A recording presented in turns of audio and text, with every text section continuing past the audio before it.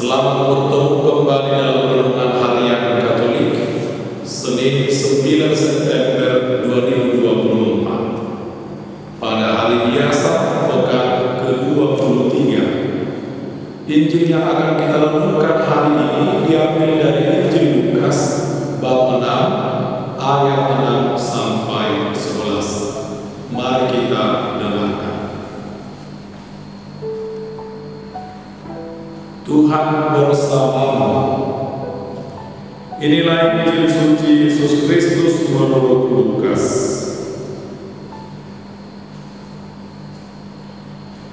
Pada suatu hari Sabat lain, Yesus masuk ke rumah ibadat lalu mengajar. Di situ ada seorang yang mati tangan kanannya. Ahli-ahli Taurat dan orang-orang Farisi mengamati Yesus kalau ia menyembuhkan orang pada hari Sabat, supaya mereka dapat alasan untuk mempersalahkan dia. Tetapi ia mengetahui pikiran mereka, lalu berkata kepada orang yang mati tangannya itu, "Bangunlah dan berdirilah di tempat."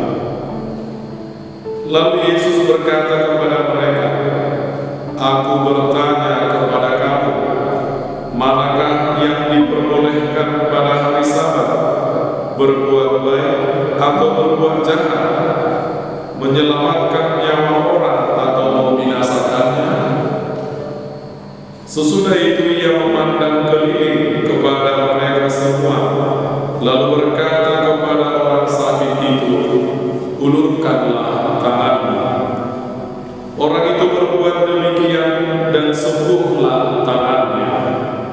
Maka meluanglah amarah mereka, lalu mereka berunding apakah yang akan mereka lakukan terhadap Yesus. Demikianlah sabda Tuhan. Terpujilah Kristus.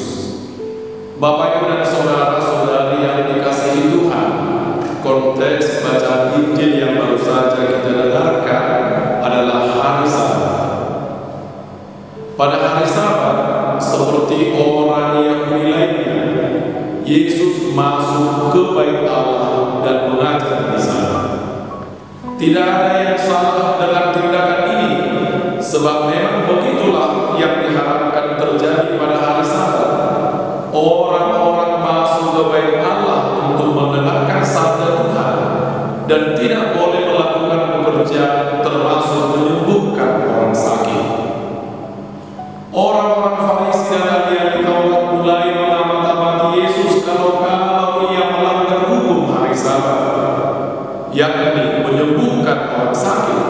Sebab ketika Yesus berada di Bait Allah, ia melihat ada seorang yang mati tangan kanannya. Yesus mengetahui pikiran mereka, dan karena itu Yesus berkata, "Aku bertanya kepada kamu, manakah yang diperbolehkan pada hari Sabat, berbuat baik atau berbuat jahat, menyelamatkan nyawa orang atau membinasakannya?" Sebenarnya jawabannya sudah sangat jelas. Tentulah orang yang beriman dan waras akan memilih berbuat baik dan menyelamatkan nyawa orang. Oleh karena itu orang-orang Farisi dan ahli-ahli Taurat tidak berkutik dan tidak berkomentar apapun terhadap pertanyaan Yesus tersebut.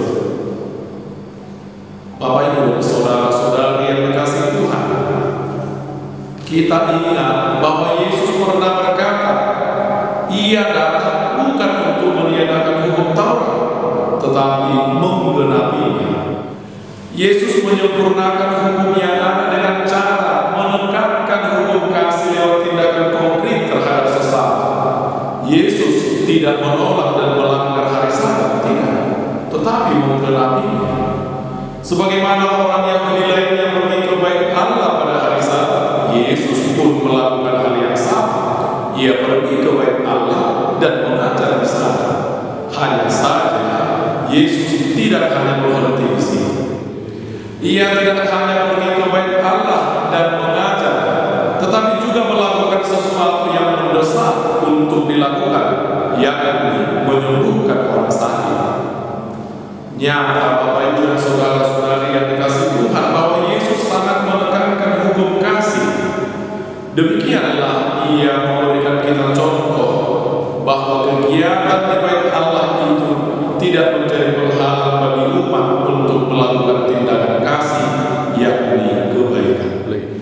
Bahkan seharusnya kegiatan di bait Allah itu mendorong umat untuk menolong sesama, terutama mereka yang sedang sakit. Pertanyaan yang mungkin sejajar bisa kita ajukan sehubungan dengan situasi kita, yakni apakah kita pada hari Minggu hanya boleh pergi ke gereja saja, merayakan Ekaristi dan tidak boleh bekerja? Tidak. Dari Yesus kita belajar bahwa kita harus pergi ke gereja pada hari Minggu untuk mendengarkan pengajaran, sebagaimana Yesus pergi ke bait Allah pada hari Sabat dan mengajar di sana. Selain itu, Yesus juga menunjukkan kepada kita bahwa kegiatan rohani kita bukan menjadi penghalang bagi kita untuk bekerja, terutama melakukan tindakan kasih, yakni kebaikan. Harusnya malah sebaliknya, Bapak Ibu dan saudara-saudari yang dikasihi Tuhan, yakni kegiatan rohani yang kita lakukan di gereja mendorong kita untuk bekerja, terutama melakukan yang baik kepada sesama kita. Oleh karena itu, Bapak Ibu dan saudara-saudari yang dikasihi Tuhan, pergi ke gereja dan mendengarkan sabda Tuhan serta merayakan Ekaristi adalah wajib, dan itulah yang seharusnya mendorong kita untuk bekerja, terutama melakukan perbuatan-perbuatan atau pekerjaan-pekerjaan baik. Dengan demikian,